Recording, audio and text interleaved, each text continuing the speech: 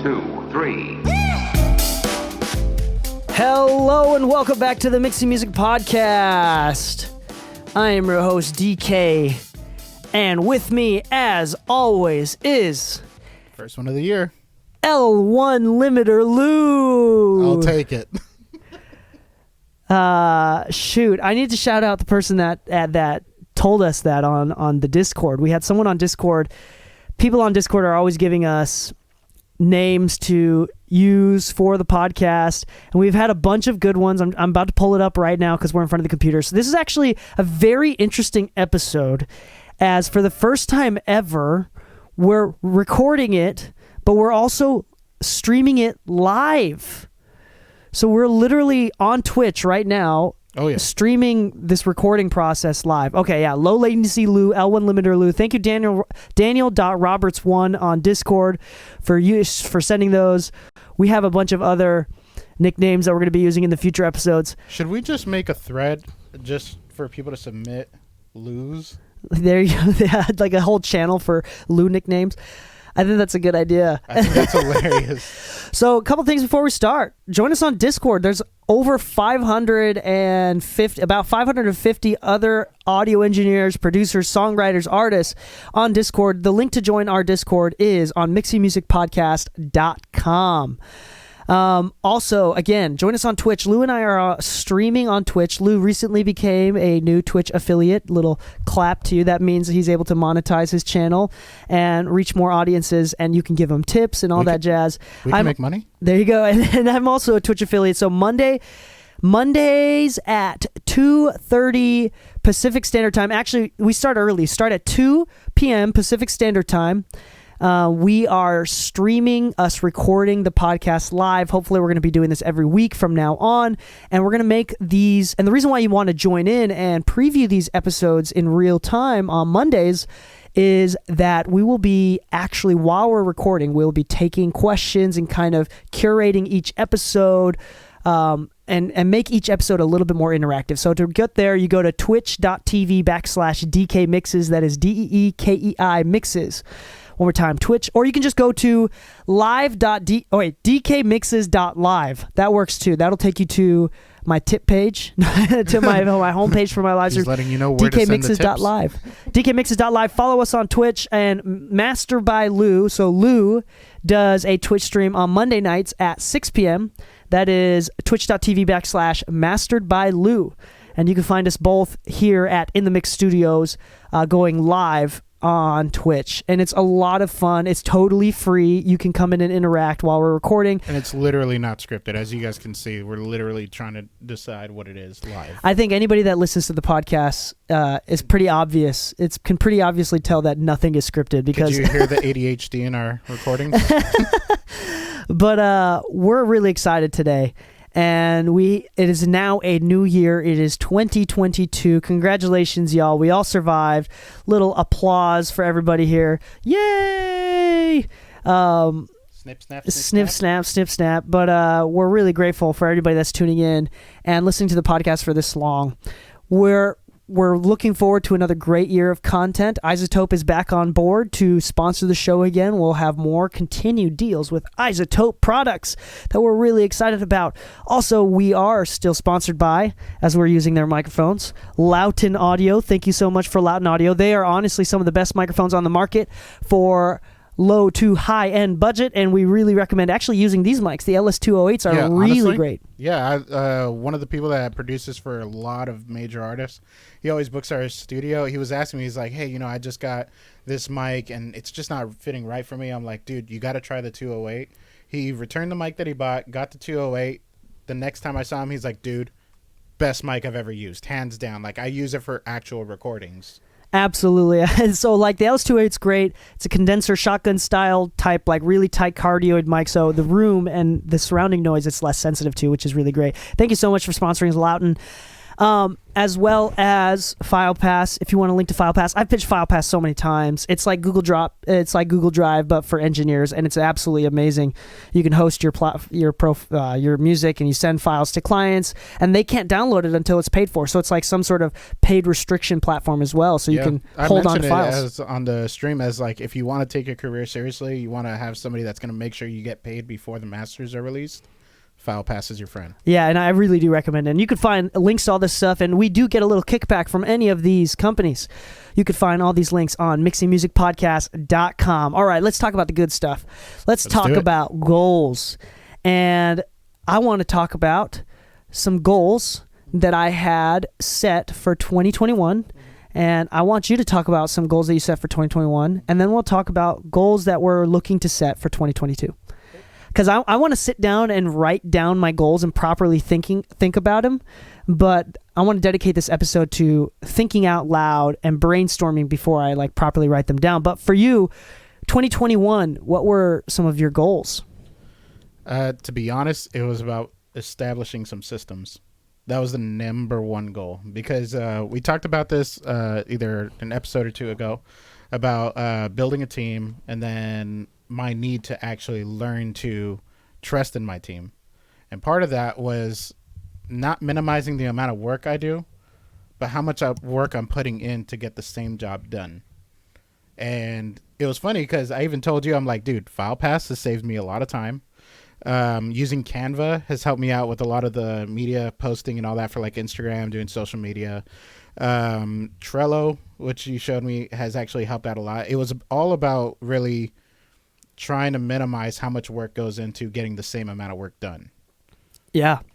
It's like we've mentioned this before, like the 80-20 principle, where usually people will find that 80% of the work that they put in results in 20% of their income. Yes. Versus like 20% of the work that they put in somehow results in 80% of their income, and how to continually, change that and upgrade your system so more and more of your income is related to the amount of work that you put in. And this is incredibly important because we did a really great job this year doing that. Well, we could do better always, but I think from where we started, and most importantly, I can testify, so weird to say that, that this year, at the beginning of the year when we first started the studio, or it was technically last year, 2020, at the fall of 2020, but during the beginning of 2021, you had a lot of pushback and gave me a lot of pushback about, okay, I want to be in control. No, I need to know what's going on. And yes, that is in my nature. Over the year, you got a lot more comfortable letting go of doing the technical work, which in turn, we haven't made less money, but you've been able to spend more time at home.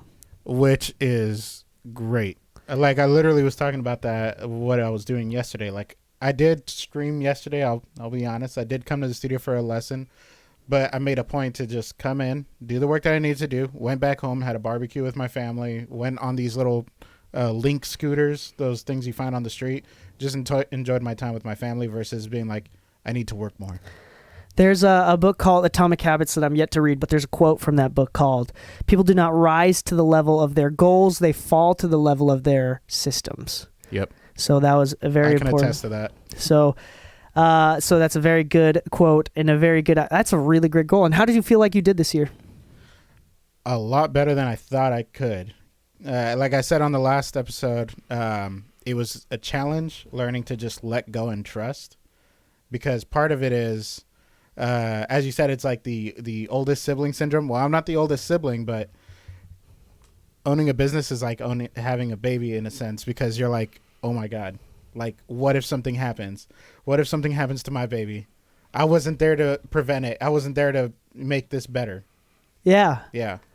And that part of it is scary, kind of giving up a little bit of control, but at the same time, it's so relieving. Yeah, it does help relax. I think that we've both gotten better at easing up on relaxing this year. And I do think that we both have experience in the sense that usually when people kind of mature into the adolescence of their business, they tend to get complacent and no longer are working on their business as much, and they rely on somebody else. But I think that we've been able to balance relieving responsibility from ourselves, but at the same time making sure and being in charge of things that are important, making sure the machine is running smoothly. I think the thing that helped us a lot with that is part of building our systems with our business was saying what we actually need to worry about and then delegating what we don't need to worry about. Like, for instance, I don't really know so much about graphic arts, but I'm really glad that we have Matt to help us out with that.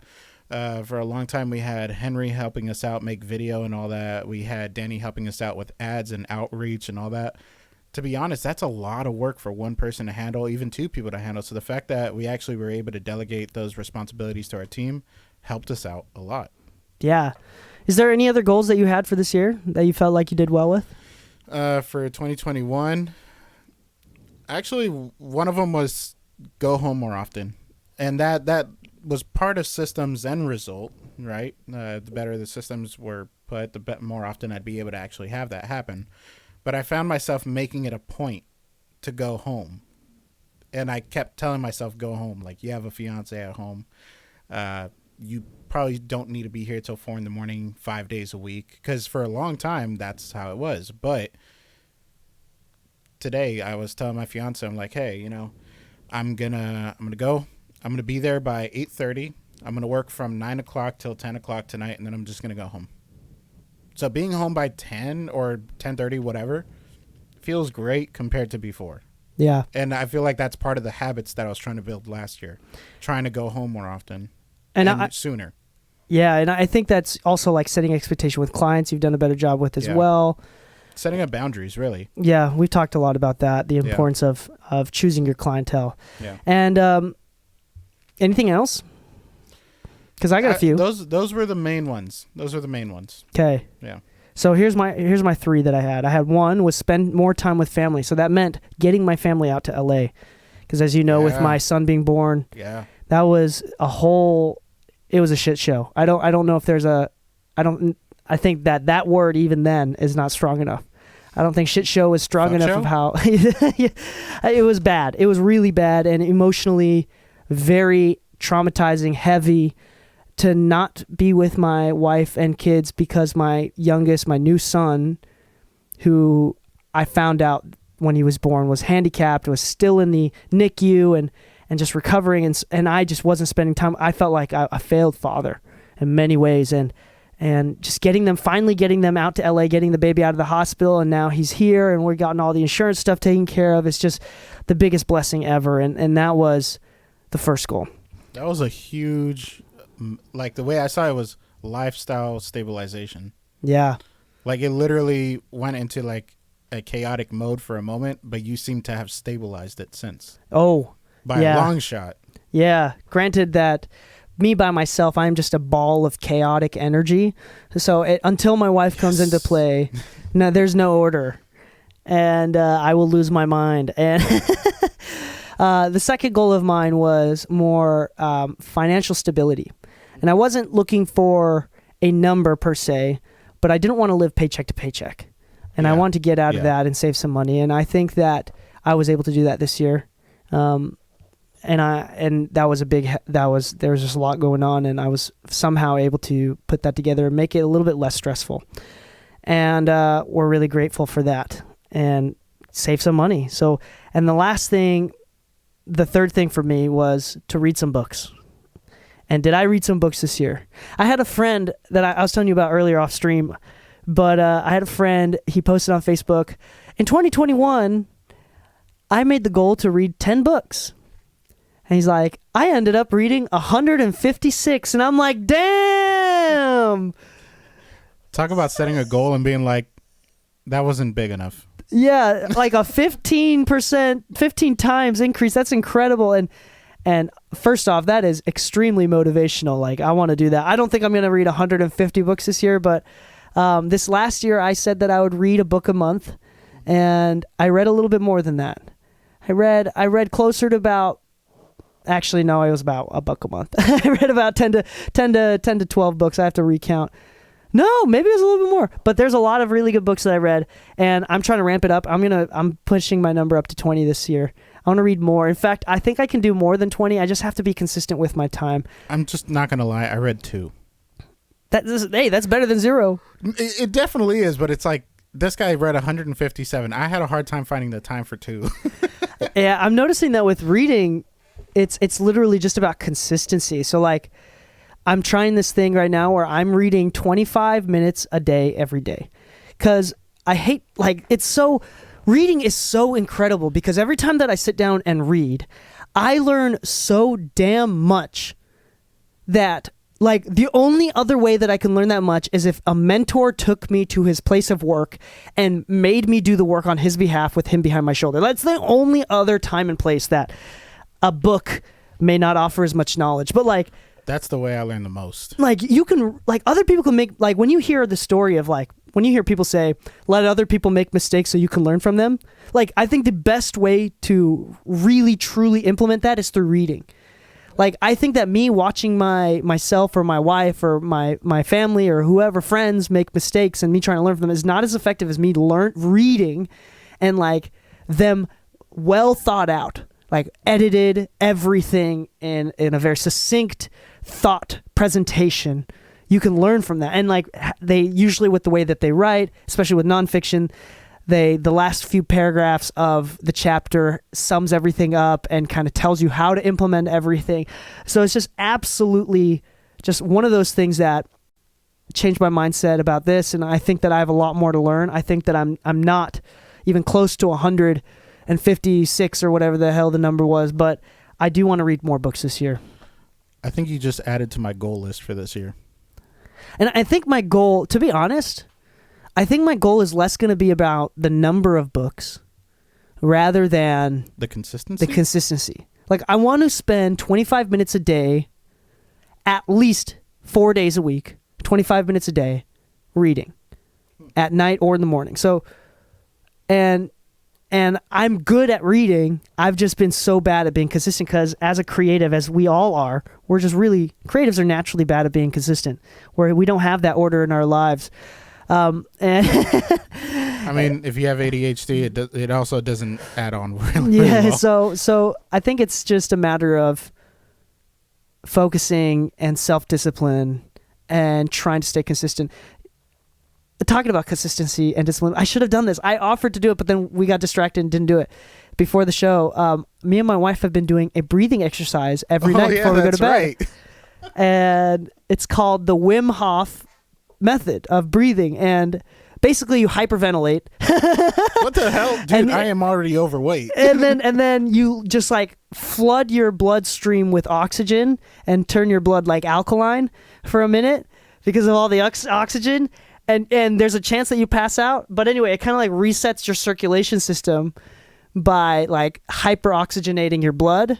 And then you hold your breath and, like, let the oxygen get out. And you do that 3 times. It's a whole thing. And it's actually incredible. Like, usually I go to bed and I'm usually cold when I go to bed. Well, I get out of the shower and I like to run my showers hot. But yeah, mine are probably hotter than hell. There you go. And then, so with that, like, we've just been doing that every night. That's actually been good. We've been doing it now for a week.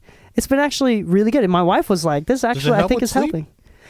Not so much with sleep. I feel like it, well, yes, but I think it helps relax at the end of the day. And I think it helps with, like, muscle relief and tension in the body. Just like, it's like relaxation, meditation. But anyway, it's been really good. They actually tell you to do it. It's recommended to do it, like, first thing in the morning or before you eat. And if you have trouble focusing, if you're having muscle fatigue, or before you exercise even, to do this. Okay, the exercise one kind of scares me a little bit because you're already almost passing out. Because it's a pretty, I don't know how to say it. It's a pretty aggressive meditation. Yeah, it sounds like it. Like, I passed out a couple times. Briefly passed out.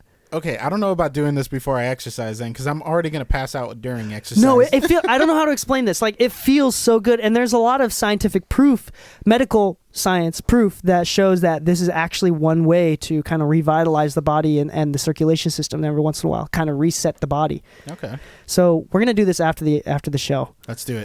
But going back to, like, habits, I think just in case. I think for 2022, between you and I want to take the time to write down my goals, but I'm thinking about somehow implementing some sort of quantitative, is that the right word? Quantifiable goal around the idea of consistency. And I think I'm going to format it in 25 minutes of reading 4 days a week. That makes sense. And at that point, you could do what you've been doing, which is study with me. Yeah. Which, to be honest, I think I told you earlier, it was one of those things I was going to try for this year, except it's not reading. It's just trying to get myself back on, like... watching YouTube videos, yeah. Because we talked about this in the past, but, like, this is for another episode, but you know how it goes. After so much of the repetitive information, you're like, I'm tired of hearing this. And I think there's enough new information out there for me to be very intrigued again. Yeah. I do recently, again, have been finding more joy in studying on YouTube about audio.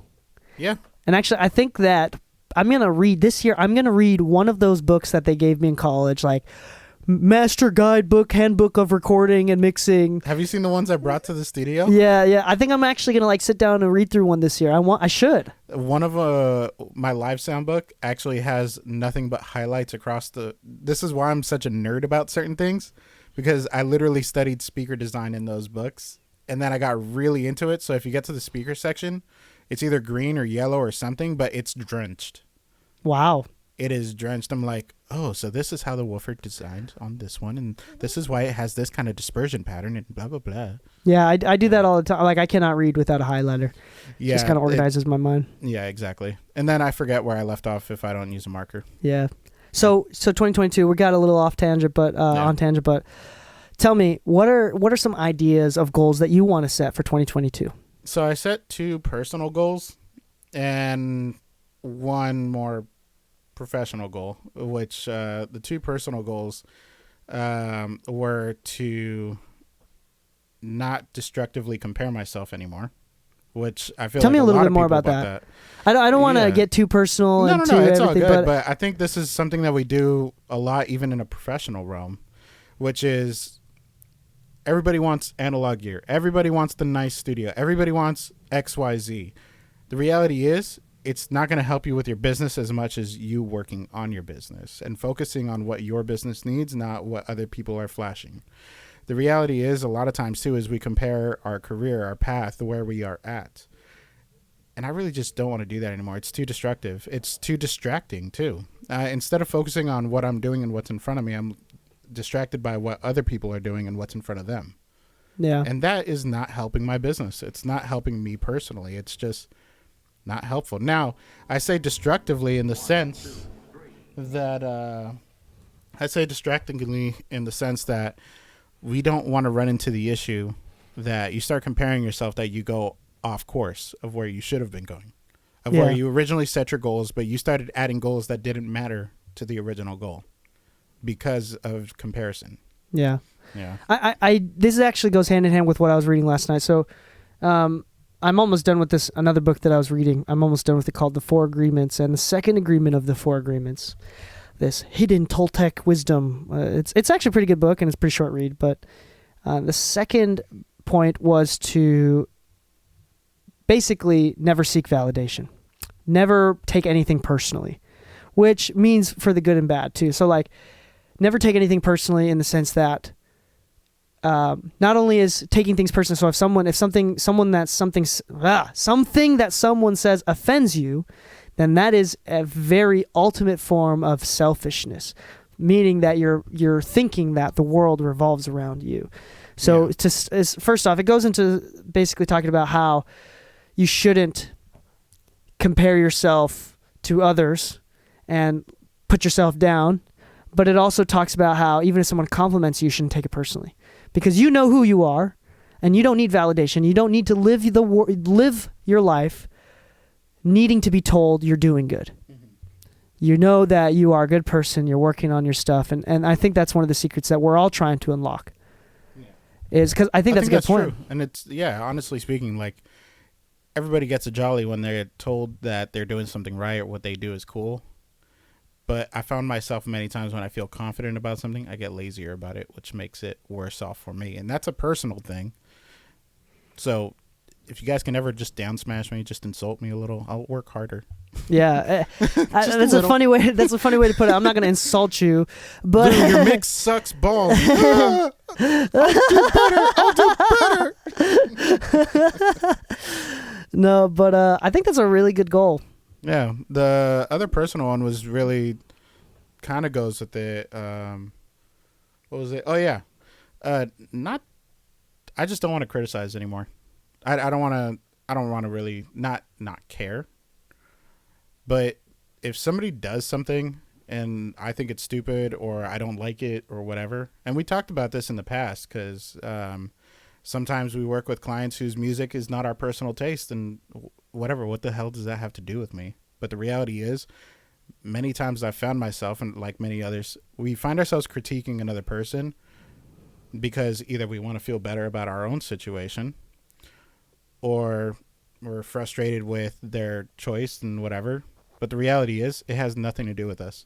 Yeah. And it's only, once again, distracting us from our own personal goals, our own intentions. And that has no purpose in my life. So one of my goals is to do better at not criticizing people. The other part is not comparing myself because those two tie in with each other. Oh, I think that's a really great goal. I think they're personal goals, but professionally speaking, if you start criticizing another person in the room and you don't know that they work with each other or that they know each other, you might have just shot yourself in the foot in the dumbest way. And I think there's a lot of different perspectives that we can take a tangent off this from, but like, yeah, I think one of the tangents that comes to off my mind, the thoughts to piggyback on that is the idea of, again, being so into being a dad right now. One of the most difficult things to do is to not overlove and to not overcare. And that is incredibly difficult. I can imagine. If anybody knows the story of like Oedipus Rex, the classic. Oh, I know that story. The classic story of the Oedipus mother, right? And Oof. like, so we all have all of us can probably have had somebody in our lives, ex-girlfriends, ex-boyfriends, fathers, mothers, or anybody related or not related that have honestly cared a little bit too much. Absolutely. And I think that when that happens, and you have, for example, for me, I have a very much an Oedipus father. My father cares way too much. It's not good for his health. He's very fear-driven about my progress. He thinks that I'm going to ruin everybody's life, and he's very over-concerned. And I think that, and there's therapy involved in all this stuff. So absolutely, we're not going to go too deep into it, but I do think that sometimes the criticism, the desire to criticize comes from a really good place, a place of love, of interest in that other person. But I do think that it's a really good idea to be careful with your criticism and let people learn. And I do think that in translate, I think a perfect love is not more love. Does that make sense? Yeah. Honestly, it does make sense. It may sound weird when voiced or overthought, but the reality is, I was talking about this with Anna, like, the idea of like, if we had a kid, like, what would you want to do? What would you want to teach them? Like, at the end of the day, I just remember wanting to learn what I wanted to learn and what my parents' influence were, what my aunts and uncles' influence were, what their opinions were. I remember, and this is kind of sad. It's also kind of funny, but it's truth. I remember wanting to be a fireman, and in Spanish, they're called bomberos. You know what else is a bombero? A guy that blows up balloons. So, I want to be that kind of bombero. Yeah, right. He's like, what do you do for a living, balloon guy? But the funny thing is, like, I remember changing my view when I got made fun of for it. I started, they were having a good joke, but I cared too much. That's also the first agreement of the 4 agreements. Yeah. Is that words and ideas are basically can be poison. Yeah. So like if you tell yourself, they can take you off course. Yeah, if you tell yourself it's not cool to do this or I don't want to do this, then that it can become a complex. Exactly, which is why those 2 goals for this year are personally really important. I'm going to challenge you to read the 4 agreements. I'm going to let you borrow it after I finish it. Okay. It's a short book. It's shorter than The Go-Giver, which is like I'll do better on the challenge. I will do a study with me on it. There you go. Yeah. Sweet. I think it's a really good book, and I'm appreciating a lot right now. Yeah. What's the business one? The business one is it's kind of funny because it ties more to Midside Sound, my personal business, because I know we're very well managed in the way we do things here. The cool thing is when you have a partner, you have accountability, where when you have your own business, you are your own accountability. Who's gonna tell you anything? Doesn't always work out in the best effort. So one thing that I noticed in the last 2 years that I've been doing my taxes is there's a lot of money coming out from things that I have forgotten about. And because of that, I've noticed that there's expenses that don't need to exist, that no longer serve a purpose. There's also expenses on things that I've bought that didn't necessarily help the business. We talk about analog gear being something that has a really bad ROI. But the reality is... Are you talking about Slate plugins? No, I'm just kidding. I mean, yes. No, I'm just kidding. If you guys like Slate, whatever. But like, I had them for years, and then I canceled them, never looked back, never missed them once. Hey, it's my job to have an opinion, so I'm going to say if you like Slate, that's fine, but there's a reason why I don't. You can find that reason on another episode. No. But, it's... my goal for this year is to restructure every last penny that comes in and out of my accounts. I want complete separation of my business versus personal versus anything. If I want to take a vacation, separate savings account for that with a structured, percentage that comes out of my account every month, this and that, so that I can actually keep track, be more organized, and have to worry less when it comes to tax season about where's my receipts, where's my cost, what's actual profit, what's not profit. Because at the end of the year, it's always kind of scary wondering how much I'm going to pay in taxes or what my tax person's going to ask me for. And it's also a lifestyle thing. If you know where your money is going, you can control what your expenses are. You can control what your overhead is entirely, at which point you can completely change your lifestyle. Like, it's funny. We talked about your grocery list. How much do you spend a month? About $200 or less. You know how much I spend every time I go to Vons? Like about $150 to $200. I go to Vons like 3 times a month. Which, by the way, anybody that's listening right now, so my wife and I were really good at not spending money. It's impressively good. I will say that I'm not rich, but if I am, it's not because of how much I'm making, it's because of how much I don't spend. Like, we literally spend $200 or less on groceries every month. Yeah. Dude, like, I need to get to that point. I've met people where they tell me their total living cost is around like $1,000 a month, and that's with like a studio apartment in like Chinatown, whatever. Like, they're obviously living super frugal. But when I ask them, like, what do you do for a living? They're like, just odd jobs. You know, I don't have to structure myself around how much overhead I have anymore. My overhead is so low, I do whatever I want. I'm not looking to do whatever I want. I want to create a better future for me and my fiance. I think that's actually really great, like financial structure and reevaluating your income and expenses. What do you actually need? Like, I found out I was kind of like doing a profit loss statement. Yeah, exactly. Like I was looking over, and I found out that for the last 2.5 years, I've been paying for Outlook, like Microsoft Excel and all that kind of stuff. That's fine. But then I asked my fiance. I asked my fiance because I bought it for her work and everything. And it turns out that her work actually paid for it now, and I didn't know. So I'm okay with it. It's only $5 a month, but it's 3 years worth of $5 a month. That wasn't necessary. Part of me just kind of hurt, and I was like, "Look, I didn't even notice the $5. That's less than the cup of my freaking coffee." But still, though, like, how am I not keeping track of this? This is irresponsible on my end, and I'm 30 years old saying I want to adult better. Yeah. That's I think we all can adult better. I don't think that's you guys, I don't think that there's any sort of... I don't think it's an issue, but you have to admit, how many times have you seen me scheming through Sweetwater like, ooh, oh, you see that $5,000 compressor? Is it going to make me money? No. Is it going to bring me new clients? No. Is it going to get me clout? Yes. Do I want the clout? I don't even know what to do with it. Yeah. I do think, anyway, I think that we all struggle with becoming adults more and more. I don't think that this is something that ends magically at the age of 30 or 40 or something like that. I can't wait to have a kid and be so confused. Yeah, I think, like, I'm going to tell you again and again and again, I think having a kid is one of the best business decisions I could ever make in my life. And I credit a lot of my financial success through my goals from having kids and even having a second kid. So, granted, take that with a grain of salt. It's not okay for anybody to just have kids without thinking about it first. Yeah. So on that note, I think that's kind of like it.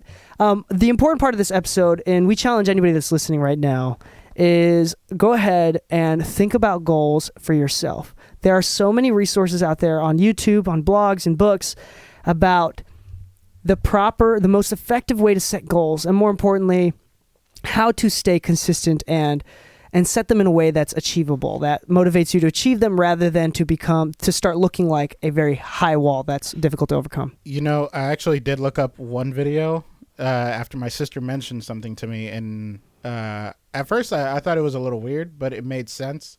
So I kind of just decided to do a quick Google search on it, and a video came up.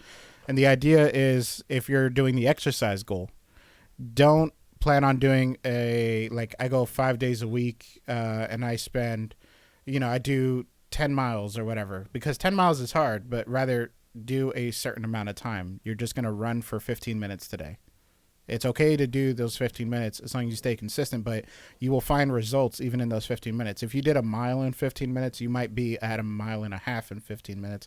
You eventually may be at 2 miles in 15 minutes, but apparently people stick to their goals more when it comes to exercise if they do a timed goal versus a specific length goal, like 2 miles, 10 miles, whatever.